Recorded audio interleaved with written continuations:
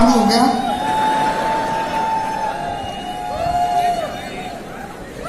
पूंछ में आग लग रही है, इधर भी लग रही है। जो आज पहली बार आया ना वो टेंशन में कि लफड़ा क्या हो रहा है। आपकी परिस्थिति समझ सकते हैं हम, क्योंकि आज पूरा हिंदुस्तान एक जगह है। डायरेक्ट सेलिंग के हिंदुस्तान के 20 साल के इतिहास में पहली बार पूरा हिंदुस्तान एक प्लेटफॉर्म पे। जो काम सरदार वल्लभ भाई पटेल ने वर्षों पहले इस देश में किया था, अलग अलग रियासतों को एक करके हिंदुस्तान बनाया था, वो काम आज सुरेंद्र वत्स जी ने डायरेक्ट सेलिंग इंडस्ट्री के लिए किया है। Thank you Surendra Vats sir, thank you so much, दिल से शुक्रिया। ऑल राइट, तैयार हो? रेडी हो? समय कम है, सामान ज्यादा है।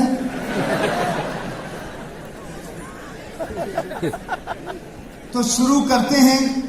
इस प्रोग्राम को मैं शुरू करूं उससे पहले मैं चाहूंगा जिन महानुभावों ने आज यहां पर अपनी उपस्थिति दर्ज कराई है, ऐसे सारे डायरेक्ट सेलिंग, ऐसे फ्यूचर के सेलिब्रिटीज, ऐसे फ्यूचर के इस देश के होनहारों का मैं हर्षवर्धन जैन तहे दिल से यहां स्वागत करता हूं। थैंक यू सो मच, स्वागत करता हूं आपका। और पूरे प्राणों से धन्यवाद देना चाहूंगा जिन्होंने इस देश के लिए कंट्रीब्यूशन किया है। आप सभी लोगों को सत सत वंदन, मेरा नमस्कार।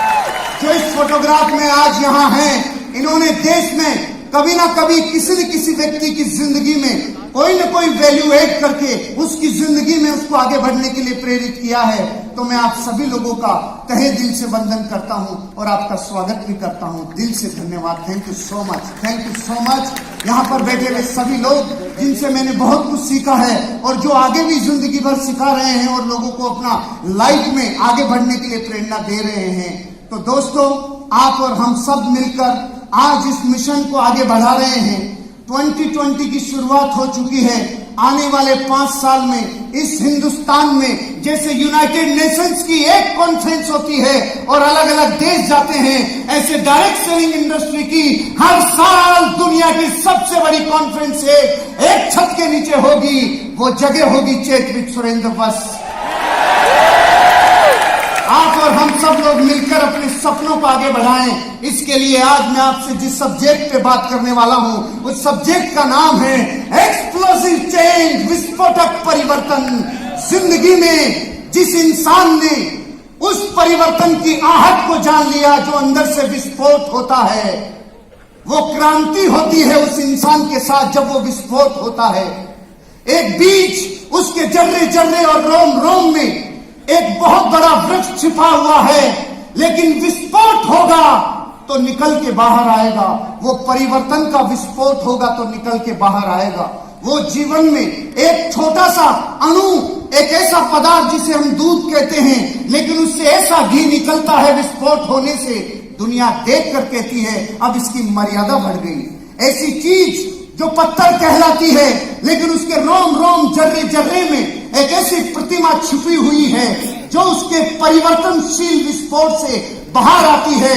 आपके अंदर भी एक फ्यूचर करोड़पति, अरबपति छिपा हुआ है, लेकिन वो एक विस्फोट से बाहर आएगी, एक परिवर्तन से बाहर आएगी, ऐसे चेंज से बाहर आएगी जो भीतर का संबंध है। उसका संबंध बाहर से नहीं है, उसका संबंध अंदर से है। तो आप सब लोग मेरे साथ देने के लिए तैयार हैं? तो मैं इस सब्जेक्ट पे आपको बताने जा रहा हूं 5 ऐसी कमांडमेंट जो आपकी जिंदगी को बदल के रख देगी। इस दुनिया के सारे महापुरुषों ने, इस दुनिया के सारे सफल लोगों ने इन बातों को किसी न किसी रूप में आप और हम तक पहुंचाया होगा, लेकिन repetition is the only way to learn and succeed. किसी चीज को बार बार दोहराने से वो सबकॉन्शियस माइंड में चली जाती है और हमारे जीवन का अभिन्न अंग बन जाती है। ऐसी 5 कमांडमेंट आपसे बात करने वाला हूं। Everyone wants to be successful in this world. हर इंसान सफल होना चाहता है। क्या आप इस बात से सहमत हैं? दुनिया का हर इंसान सफल होना चाहता है, लेकिन क्या वो होता है? क्यों नहीं हो पाता?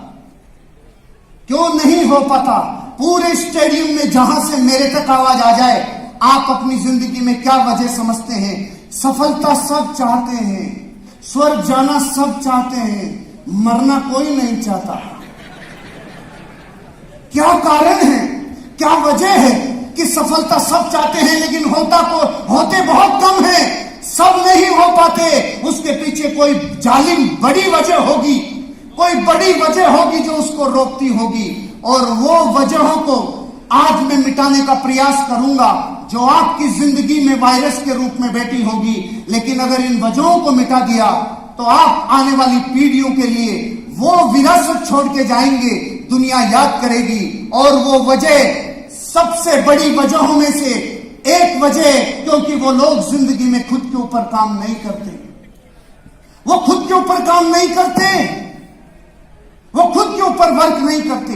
पूरी दुनिया दूसरे की गिरेबान में झांकती है, पूरी दुनिया दूसरों की थाली में कितना घी है इसकी तरफ देखती है, पूरी दुनिया दूसरों का एटीट्यूड सकारात्मक करना चाहती है, पूरी दुनिया दूसरों का विश्वास डेवलप करना चाहती है, पूरी दुनिया दूसरों का नॉलेज और स्किल्स डेवलप करना चाहती है।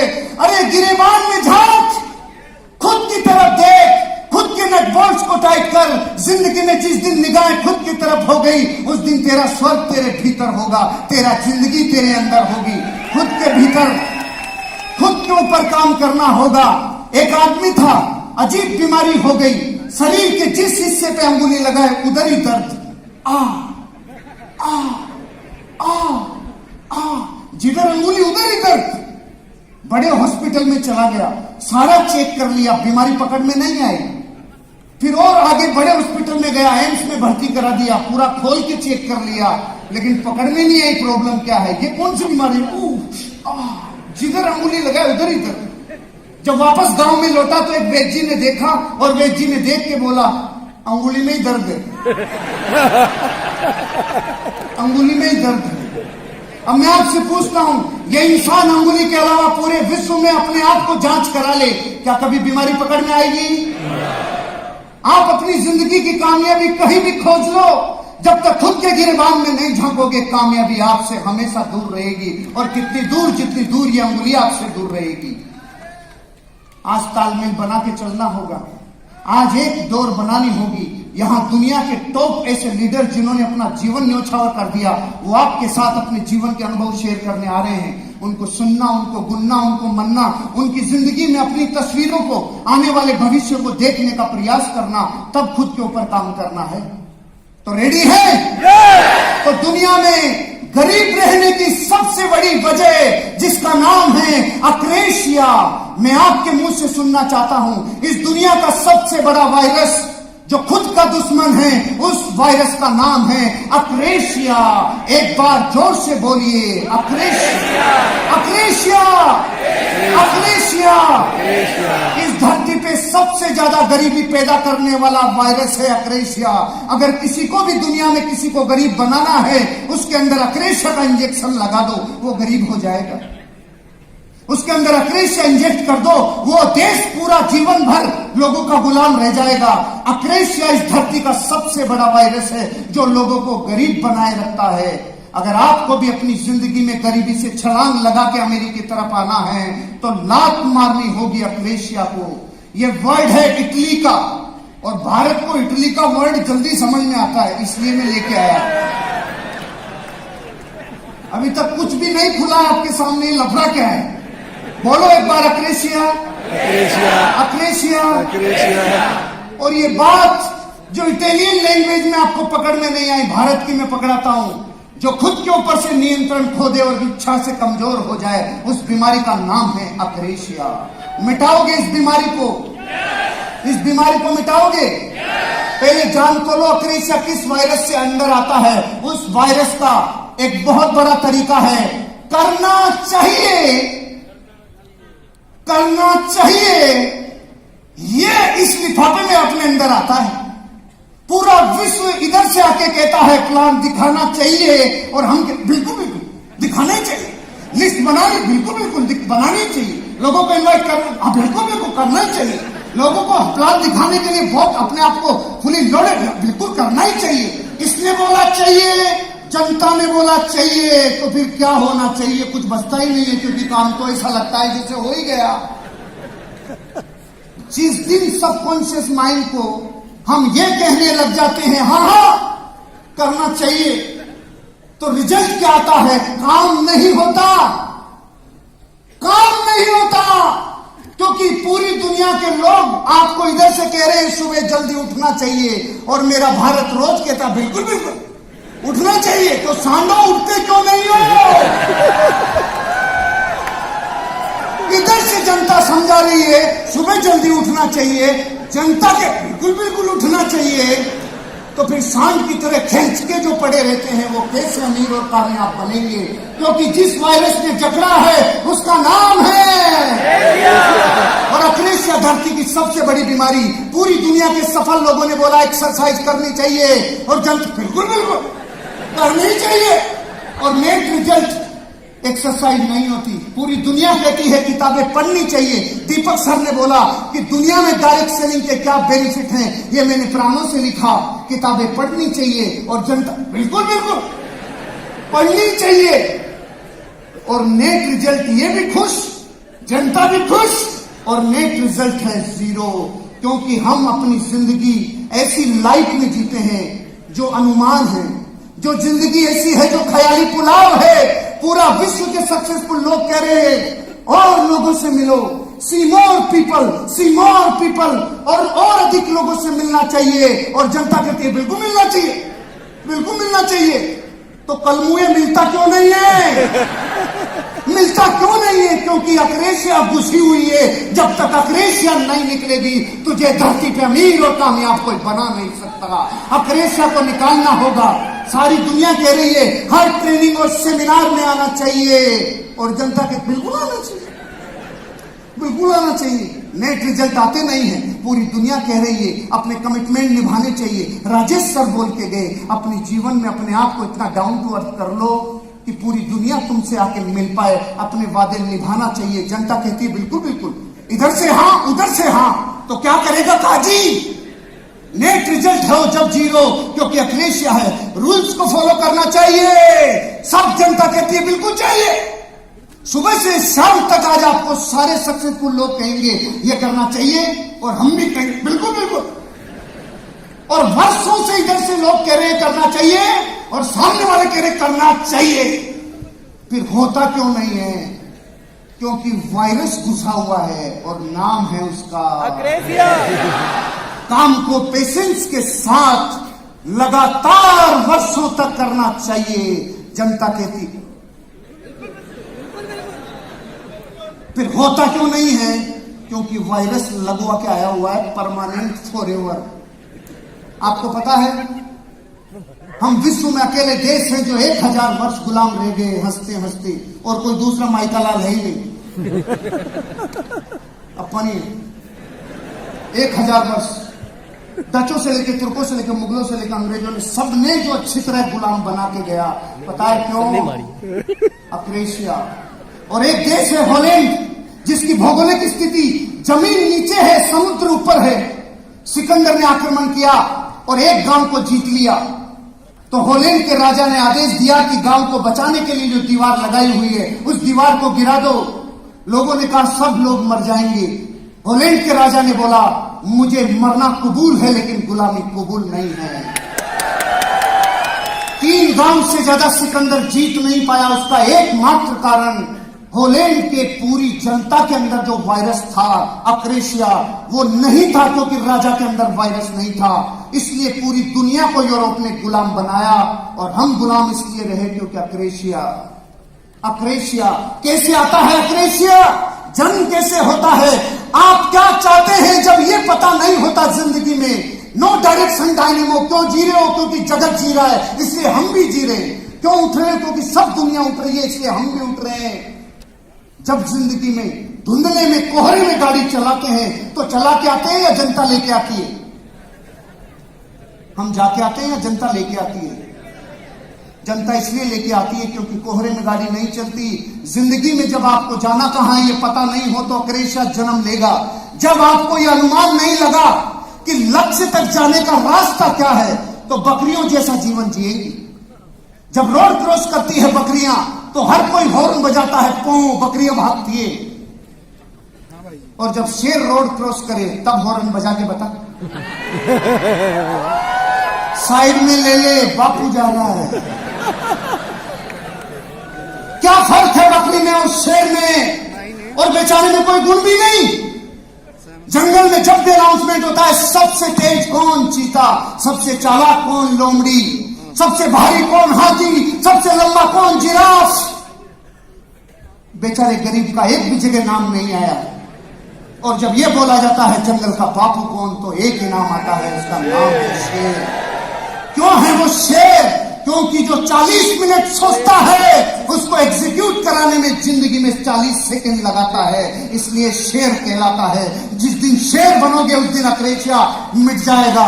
कैसे जन्म लेता है? जब मस्तिष्क में आपकी फेल्योर का पहले से काल्पनिक चित्रण होने लग जाता है, तब जन्म लेता है अक्रेशिया। पहले से ही पता है हमारे बाप दादाओं ने नहीं कमाया, हम कैसे कमाएंगे। यहां से लोग चिल्लाते हैं तेरे अंदर डायमंड है, तू डायमंड है। वो कहता है मैं कोयला हूं, मेरे बाप दादा कोयला थे। पहले से यकीन है, पहले से डिक्लेयर्ड है, नहीं हो पाएगा, मेरे से नहीं हो पाएगा। पहले से डिक्लेयर्ड है, पहले से बना रखा है। और चाहिए आपने नहीं, आपके अपलाइन ने तय किया है। आपका अपलाइन कहता है तुझे गाड़ी लेनी होगी, तुझे जिंदगी बदलनी होगी, तुझे फाइनेंशियल फ्रीडम लेनी होगी, तो ये चाहिए किसका है? अपलाइन का। तो जब अपलाइन का चाहिए है तो आपका तो चाहिए है ही नहीं, इसलिए जन्म लेगा अक्रेशिया। तुरंत मिलता है, वहां ज्यादा मन लगता है बजाय बात के। किया मिला, किया मिला, किया मिला। और 31 तारीख को, 1 तारीख को पैसा आ गया। पूरे महीने काम किया, 1 तारीख को पैसा आ गया। पूरा जगत इस वायरस से ग्रसित हो जाता है, क्योंकि करते ही मिलता है, करते ही मिलता है। लेकिन दुनिया के सफल और अमीर लोगों की जिंदगी और बायोग्राफी को पढ़ोगे तो आपको पता चलेगा वो थे जिन्होंने इंतजार किया, वो थे जिन्होंने चाइनीज बेम्बो प्रिंसिपल को फॉलो किया, वो थे जिन्होंने जिंदगी में फ्यूचर के लिए काम किया। जो हुआ नहीं है उसको होने से पहले देखा, वो मिटाते हैं अक्रेशिया। आपको लगता है कि यहां अनचाहा मिलेगा, तब जन्म लेता है अक्रेशिया। अगर जिंदगी में अपने बच्चों का आदर्श पिता बनना है तो मिटाना होगा आपको अक्रेशिया। और अगर आपको लगता है कि सर हमें पता कैसे चलेगा हमारे अंदर अक्रेशिया है कि नहीं है, एक टेबल लेना, दुनिया के 15 महान लोगों के फोटोग्राफ टेबल के ऊपर रखना। राम, कृष्ण, बुद्ध, महावीर, जीसस क्राइस्ट, मोहम्मद पैगंबर, गुरु नानक, अमिताभ बच्चन, ऋतिक रोशन, कैटरीना, करीना, और नहीं याद है तो मुझे पता नहीं, आप देख लेना। 15 रखना और एक फोटो आपका भी रखना। अब अपने बच्चे को बुला के पूछना तू बड़ा होकर इनमें से किसकी तरह बनना चाहता है। 15 में से किधर भी अंगुली रख देगा, लेकिन एक फोटो की तरफ झांकेगा भी नहीं, क्योंकि वो फोटो किसका है मैं बताऊंगा नहीं, मैं दुश्मनी डोलूंगा। क्योंकि आपको पता है वो फोटो। ये बात हंसी मजाक की हो सकती है, लेकिन जिसके जमीन पे चोट लग जाए, अरे रे, खुद के बच्चे सलमान खान पे अंगुली रख रहे हैं, खुद के बच्चे ऋतिक पे अंगुली रख रहे हैं, खुद के बच्चे कैटरीना पे, आलिया पे अंगुली रख रहे हैं, लेकिन मां बाप को रिजेक्ट कर रहे हैं। इस देश के सफल लोग जिन्होंने इस इंडस्ट्री को अपना जीवन लगा दिया, वो आपको चीख चीख के कह रहे हैं 5 साल जिंदगी के पूरे प्राणों से इस इंडस्ट्री को दे दो, 1 लाख फोटोग्राफ के बीच में आपका बच्चा बोलेगा मैं सिर्फ अपने बाप की तरह बनना चाहता हूं और किसी की तरह नहीं। अक्रेशिया नहीं रहेगा, मिट जाएगा अक्रेशिया। दूसरी कमांडमेंट मोनोथियज्म। जोर से बोलिए, मोनोथियज्म, एक विचारवाद। अगर बोलोगे नहीं, एक विचारवाद किसे कहते हैं? एक विचारवाद। मैं एक विचारवाद के लिए आपसे इन 5 बिंदुओं पे बात करूंगा। पहली बिंदु, ऐसी अवस्था जब दिमाग में सटीकता से एक ही चीज चले और दूसरा कुछ नहीं चले, एक ही चले, गुणगान उसी के, खाना उसी को, पीना उसी को, जीना उसी को, सोते समय नींद बन गया, खाते समय प्यास बन गया। जीवन में जब किसी एक जगह ऊर्जा पूरे प्राणों से सेंट्रलाइज हो जाती है तो अंदरूनी विस्फोट होता है, एक क्रांति होती है। किसी एक विचार को इतना जीना आपके जीवन में अभूतपूर्व क्रांति का संचालन करता है। किसी एक चीज को प्राणों से चाहना, किसी एक चीज में पूरा जीवन और न्योछावर कर देना, अपने जीवन में कोई द्वंद्व नहीं होना। एक प्रेमिका थी, अपने प्रेमी से मिलने के लिए बेसुध दौड़ी जा रही थी, होश नहीं था। रास्ते में एक मुसलमान भाई साहब अपना पवित्र वस्त्र मुसल्ला बिछा के नमाज अदा कर रहे थे। उस औरत को, पगली औरत को ये होश नहीं रहा, उसने उस पवित्र वस्त्र के ऊपर अपना पांव रख दिया। उसकी तपस्या भंग हो गई, दिमाग खराब हो गया, क्रोध से भर गया। जब वापस लौट रही थी तो उस व्यक्ति ने बोला, मूर्ख औरत, तुझे ये होश नहीं है कि मैं खुदा की फितरत में लीन हूं और तू मेरी तपस्या को भंग कर रही है, मेरे पवित्र वस्त्र के ऊपर पांव रख के जा रही है। औरत रोने लग गई, सहम गई, रूहा से, गले से उसने माफी मांगी। मुझसे बहुत बड़ा पाप हो गया भाई साहब, मुझे माफ करना, मेरे जीवन में इससे बड़ी भूल मेरे से नहीं हुई, इतनी बड़ी गलती हो गई।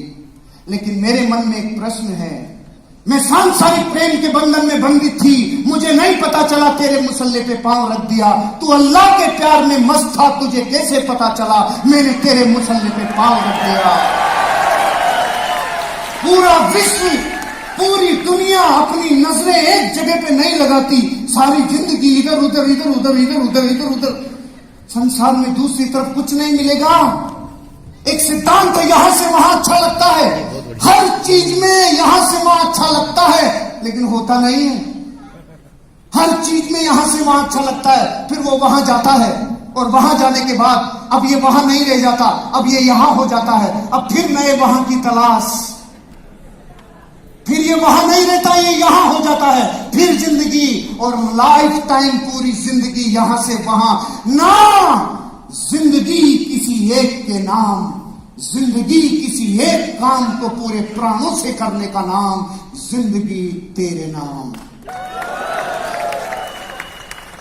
कार्य प्रवाह में निर्वाण हासिल करने की कला का नाम है एक विचारवाद। किसी चीज में पूरे प्राण लगा देना, फ्लो स्टेट में चले जाना, होश नहीं रहना काम करते टाइम। मेरी 20 साल की उम्र थी, दाढ़ी मूछ नहीं आई थी जब मैं इस इंडस्ट्री में आया था, सन 2000।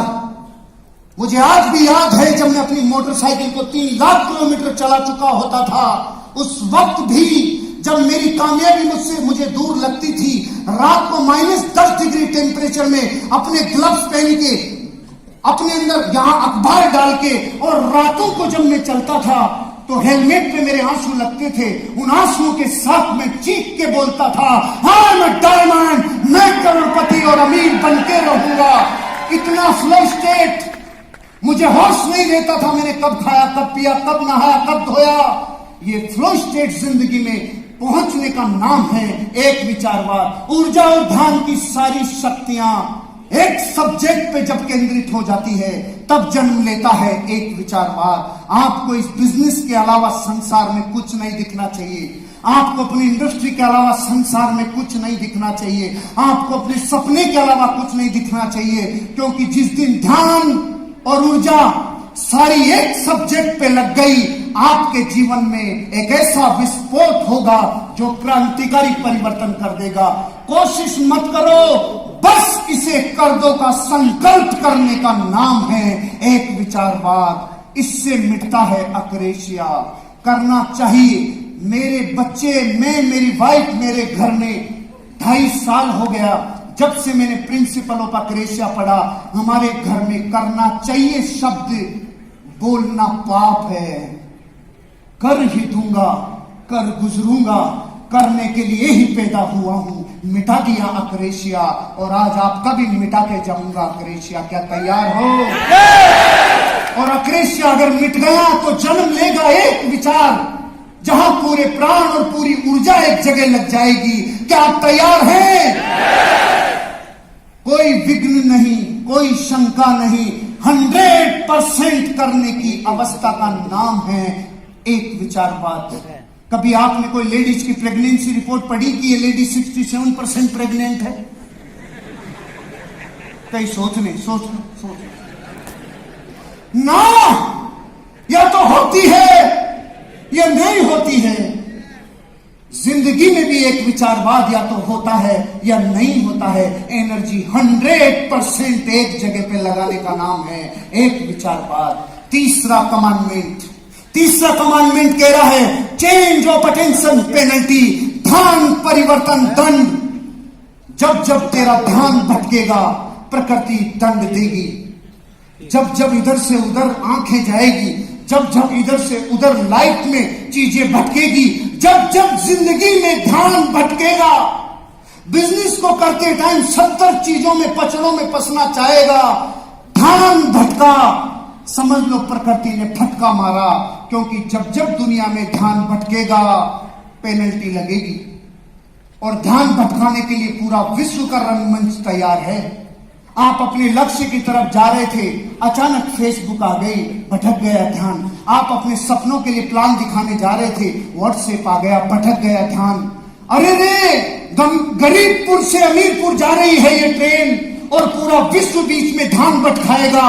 होशियारपुर रास्ते में आएगा, रास्ते में मोहिनीपुर, कामिनीपुर, सारे पुर आएंगे। मत भटकने देना ध्यान। जो एक जगह जीवन में ध्यान रखेगा वो जीवन में कामयाब होगा। कभी जिंदगी में अपना ध्यान भटकने मत देना। प्राण चले जाएं लेकिन कभी अपने ध्यान को भटकने मत देना। यह है तपस्या किसी डायरेक्ट सेलर की, कि वो अपना ध्यान कभी जीवन में भटकने नहीं दे। चाहे वो आपका चरित्र हो, चाहे वो आपकी पर्सनल लाइफ हो, फैमिली लाइफ हो, बिजनेस लाइफ हो, किसी भी लाइफ में जब जब ध्यान भटकेगा फटका लगेगा। और वो फटका प्रकृति लगाती है, क्योंकि प्रकृति में अन्याय नहीं है, प्रकृति में न्याय है।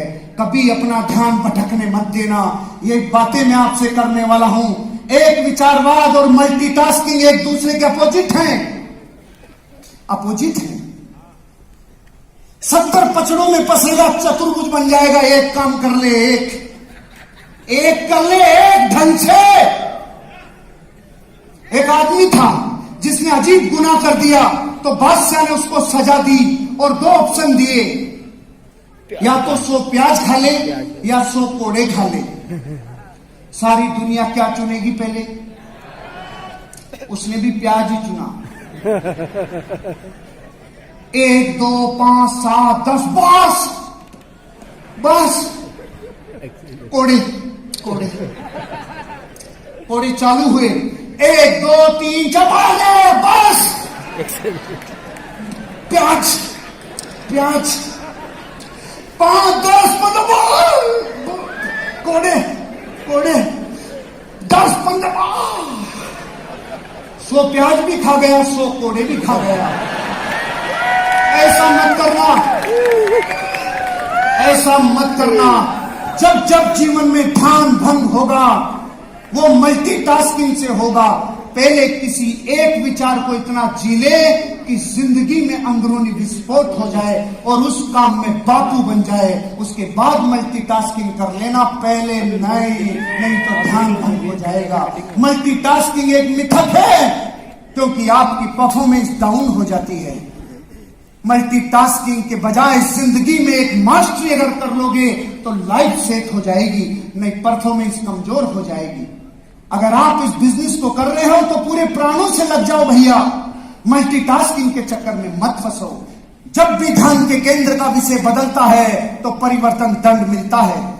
जब भी आप आपकी पत्नी के अलावा कहीं दूसरी जगह निगाहें देते हैं तो प्रकृति फटका मारती है कि नहीं मारती है? कईयों को नहीं मारती, उनको लगता है संसार में चला रहा हूं। अरे जिस दिन लगेगी तू बापू नहीं आसाराम बापू बन जाएगा, समझ जाएगी। प्रकृति का दंड बहुत भारी है। कभी जीवन में अपना ध्यान मत भटकाना। आपकी सारी ऊर्जा प्रोग्रेस की बजाय चीजों को बदलने में ही लग जाती है।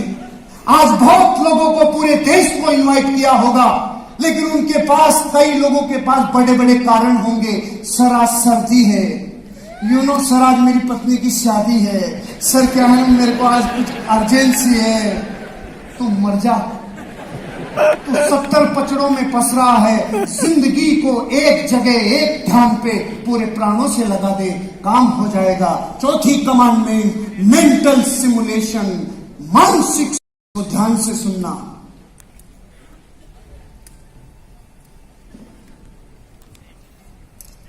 ये 3 बातें करनी है इसमें।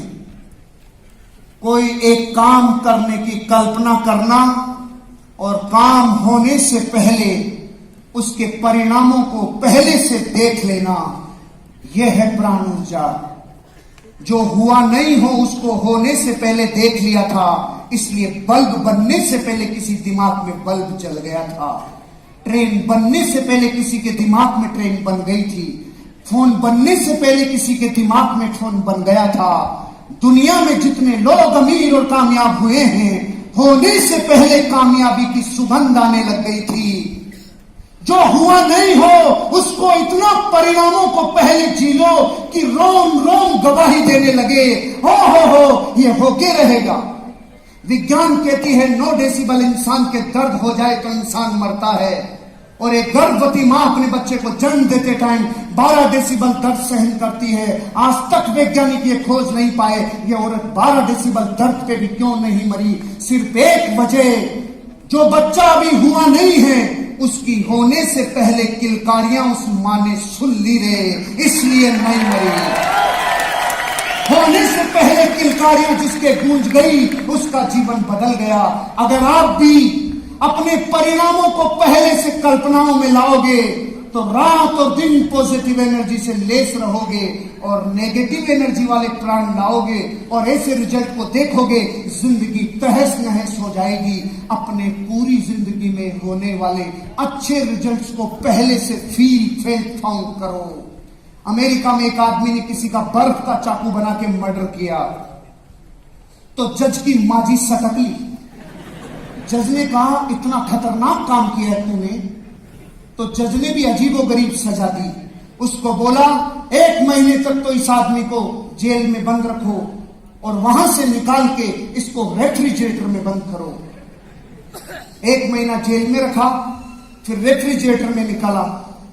2 महीने बाद कार्यक्रम समाप्त हुआ। 2 रिपोर्ट आई, एक पोस्टमार्टम की रिपोर्ट, एक सर्वे की रिपोर्ट। पोस्टमार्टम की रिपोर्ट कह रही थी यह आदमी की मौत बेहद ठंड से हुई है, और सर्वे की रिपोर्ट कह रही थी ये जितने दिन इस फ्रिज में बंद था यह फ्रिज खराब था। और दोनों रिपोर्ट सही थी। फ्रिज तो सच में खराब था, लेकिन ठंड तो जेल में लग गई थी। मैं ठंड से मरूंगा, मैं ठंड से मरूंगा, मैं ठंड से मरूंगा।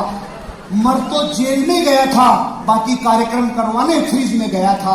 अब मैं आपसे कहता हूं, अरे मेंटल स्टिमुलेशन से साला गर्मी में अगर आदमी ठंड से मर सकता है तो तुम भी गरीब से अमीर बन सकते हो। दुनिया की कोई ताकत नहीं सकती, क्योंकि जिंदगी का नाम है मेंटल स्टिमुलेशन। अगर आपकी मानसिक कल्पना इतनी मजबूत हो सकती है जो गर्मी में ठंड से मार देवे, तो धरती पे ऐसी कोई ताकत नहीं है जो आपको अमीर और कामयाब बनने से रोक देवे।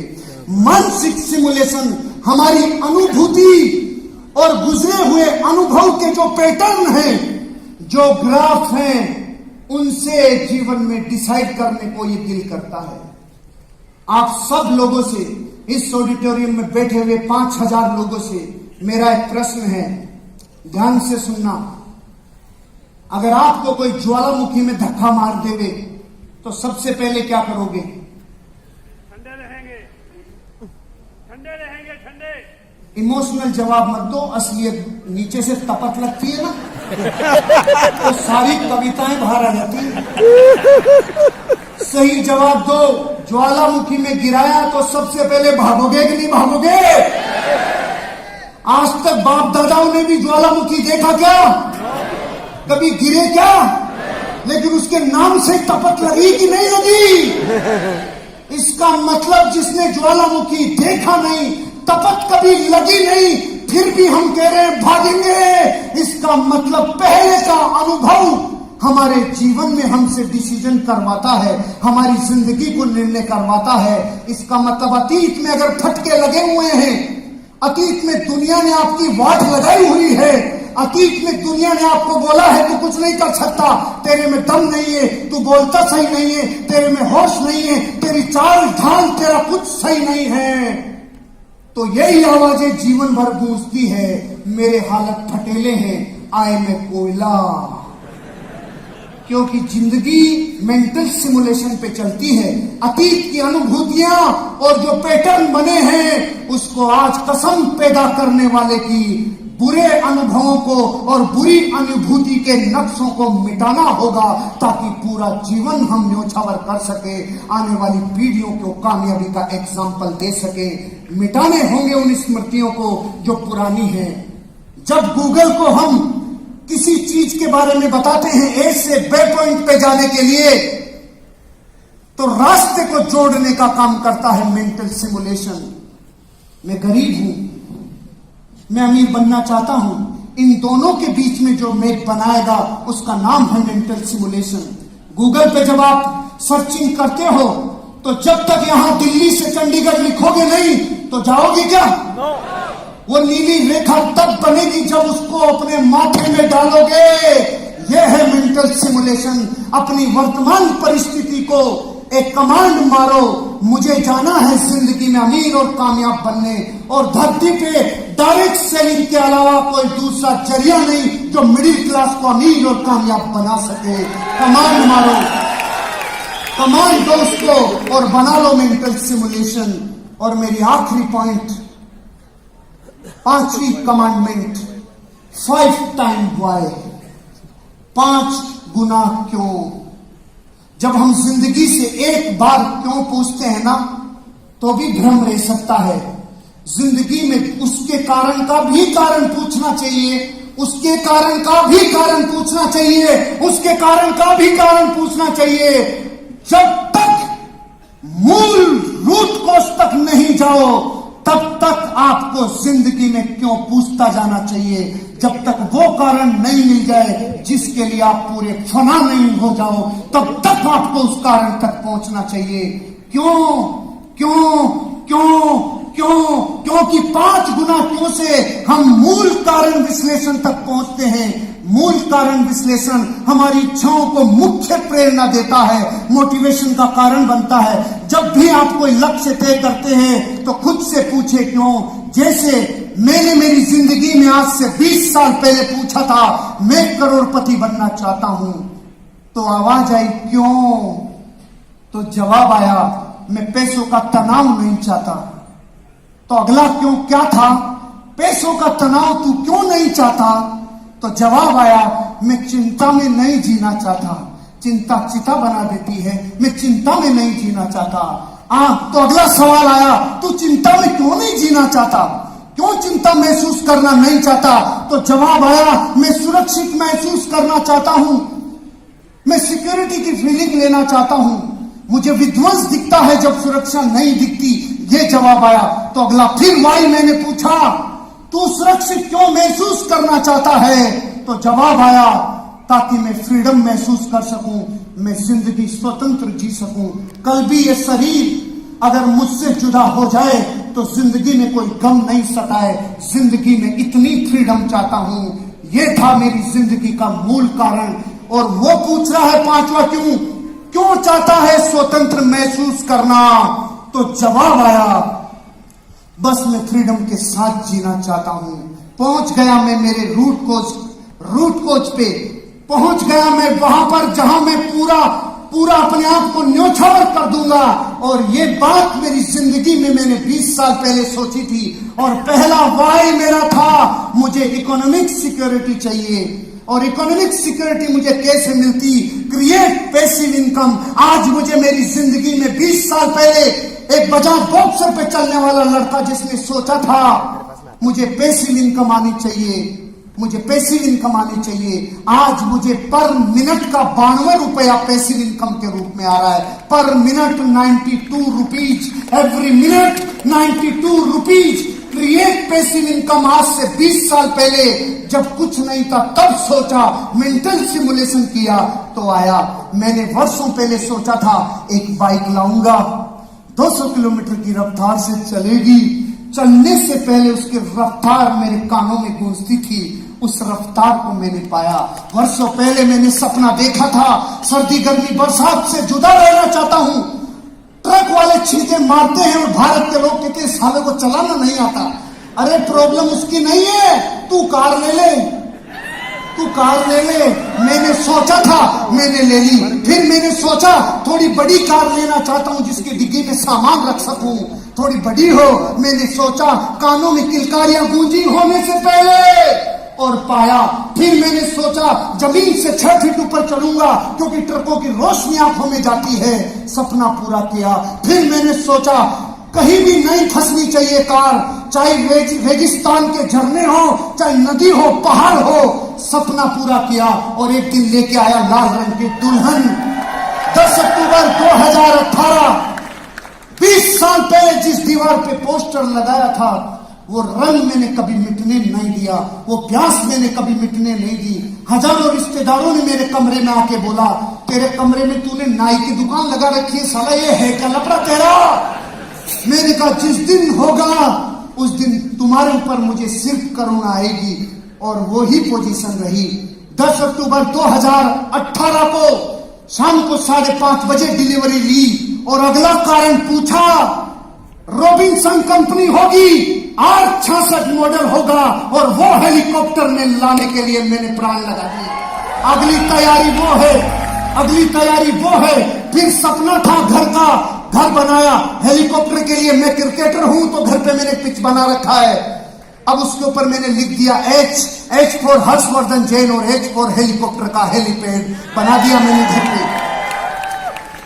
ये वर्तमान में मेरे पास सामान है,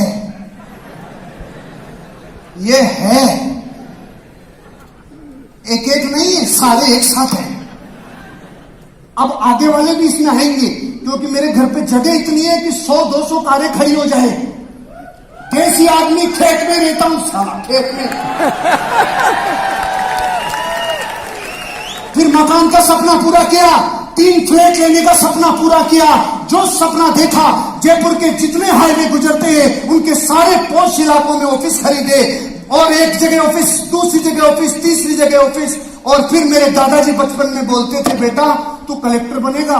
मैंने कहा कलेक्टर बनूं या नहीं बनूं, बैठूंगा कलेक्टर के बगल में। अब कलेक्ट्रेट में बगल में बैठने लग गया, वहां भी ऑफिस परचेज कर लिया। जिंदगी में जितना सोना सपना देखा था उससे ज्यादा सोना ले लिया। ये थोड़ा सेंसिटिव है इसलिए बताऊंगा नहीं कितना ले लिया, लेकिन एक बात सुन लो, क्या जिंदगी में आप भी सोना चाहते हो? सोना छोड़ना पड़ेगा। अगर चाहते हो सोना तो छोड़ना पड़ेगा सोना। चाहते हो सोना, छोड़ना पड़ेगा सोना। मेरी जिंदगी का दूसरा वाय बिग थिंकिंग। मैंने बड़ी, और आज मैं 20 साल बाद गर्व से कह रहा हूं, दुनिया का हर उद्योगपति, दुनिया का हर बड़ा सेलिब्रिटी तरसता है रात दिन कि हमारे बच्चों की सोच बड़ी हो जाए। और मां कसम, इस स्टेज से छोटी मुंह बड़ी बात कह रहा हूं, आने वाले 5 साल में पूरी दुनिया अपने बच्चों की सोच अगर बड़ी करवाने के लिए भेजेगी तो सिर्फ यही इंडस्ट्री है, यही इंडस्ट्री है जहां सोच बड़ी होगी और दुनिया में कोई जगह नहीं। यही इंडस्ट्री है जहां एक बच्चा जन्म से अपनी जिंदगी में ठोकरें खाके अपनी जिंदगी को असलियत में जीता है, कविताओं में नहीं फैक्ट को देखते हुए जीता है, बड़ी सोच बनाता है ये बिजनेस, ये इंडस्ट्री। नाराज हो गया भैया? फास्ट, मेरे पास 2 ही मिनट बची है।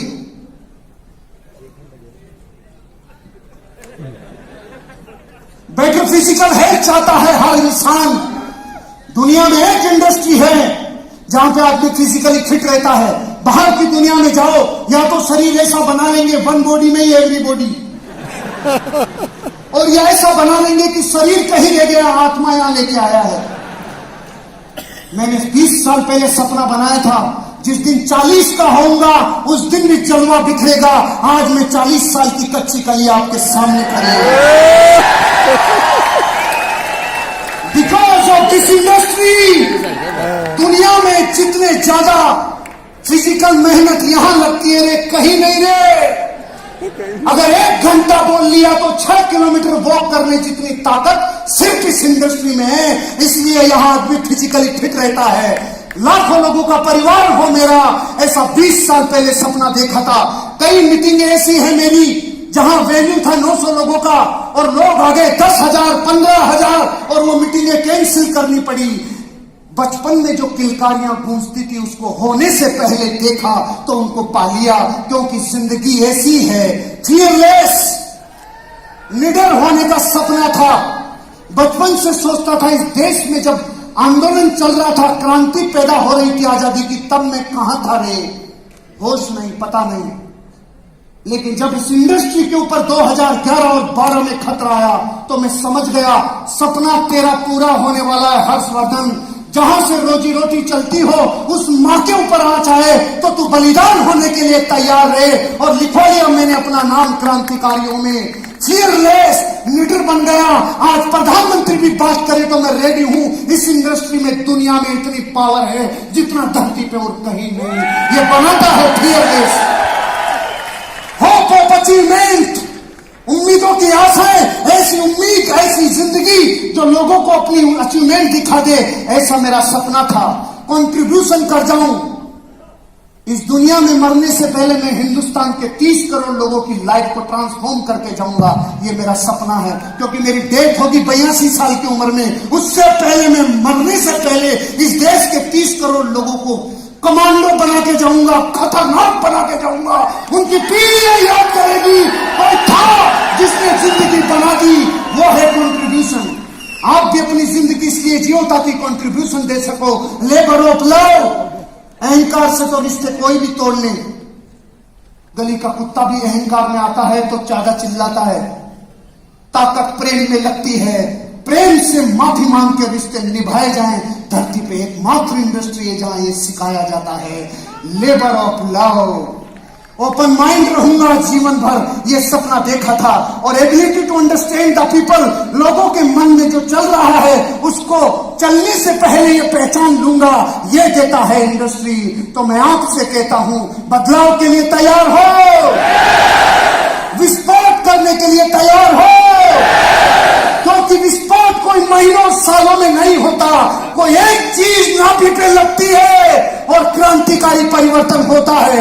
एक डाकू रत्नाकर बदल गया जीवन जब परिवार ने कहा तेरे पापों में साथ नहीं है, और बदल गया जीवन दुनिया उसे वाल्मीकि के नाम से जानती है। बदलता है जीवन जब महलों में रहने वाला एक सिद्धार्थ गौतम एक बाल टूटता देखा, एक पत्ता टूटते देखा और एक मुर्दे को देखा। बदल गया जीवन और दुनिया ज्ञान का स्वामी उसे गौतम बुद्धा के नाम से जानती है। बदलता है जीवन जब एक पत्नी का गुलाम आदमी सांप को रस्सी समझ के चढ़ गया रहे, लेकिन बदल गया जीवन, दुनिया उसे डिसिप्लिन का गौर तुलसीदास के नाम से जानने लग गई।